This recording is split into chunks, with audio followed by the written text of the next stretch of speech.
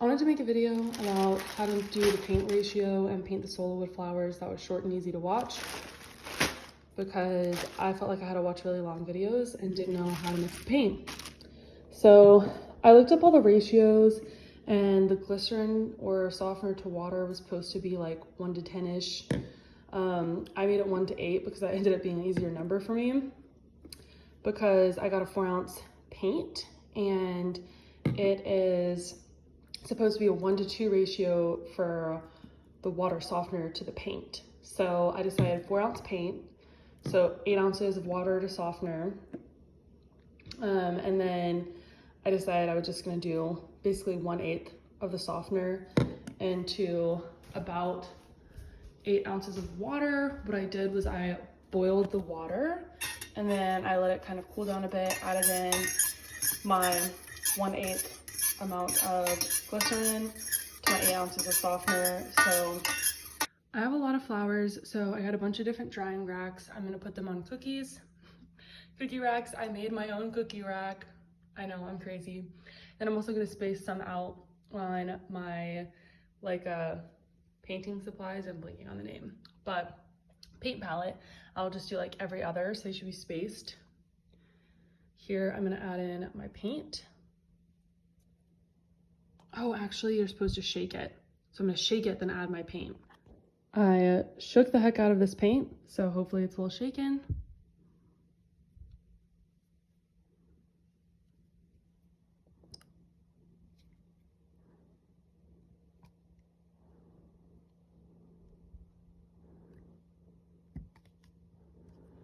I'm gonna be honest, like, I'm not crazy about getting a perfect ratio to color balance. I'm just happy with however this turns out, if it's remotely this kind of rust color. So it does say if you care about making them darker, less water, lighter, more water. I'm not living that kind of life. I'm just trying to get them somewhat this color to match the theme of my wedding. Then you want to mix. And periodically, as you're dipping the flowers, you're supposed to keep mixing because the paint will settle at the bottom.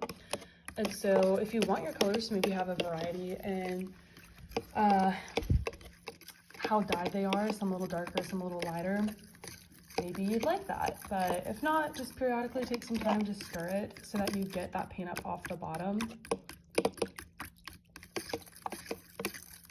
And we're gonna move on to doing some flowers. So here's one flower. I don't have any camera to hold up when I need both my hands, so it's gonna be hard to show you this. But basically you want to dip it and like really let it kind of soak in. I don't care as much about the bottom, but I'll get a little bit on the bottom. And then the softener in the paint makes the leaves more movable. So if you want to like reposition any leaves or open up the flower a bit, you can once it's wet in the dip. And then I have a paintbrush.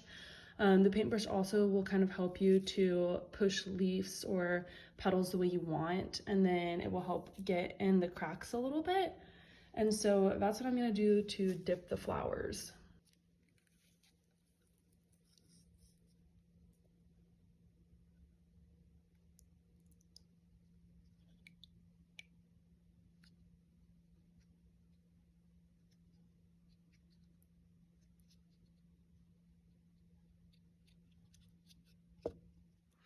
For me, this is perfect color. I just want it to look kind of that rustic barn vibe. I might even keep some white because I do kind of like the white brown, but woohoo. All right, this is what the flowers look like after I've dyed them. That's like probably exactly the pigment I was trying to go for. Some of the flowers even kept like kind of the brown quality they had. This one, you can see the edges on it. So that's really cool. It gives them some great characteristic. I'm really excited. They're supposed to dry for 24 hours. I really didn't have to use the paintbrush. I just got my hands in and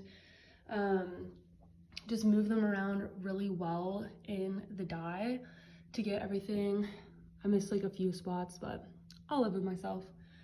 The dye came off my hands so easy with some soap and water. So we'll see.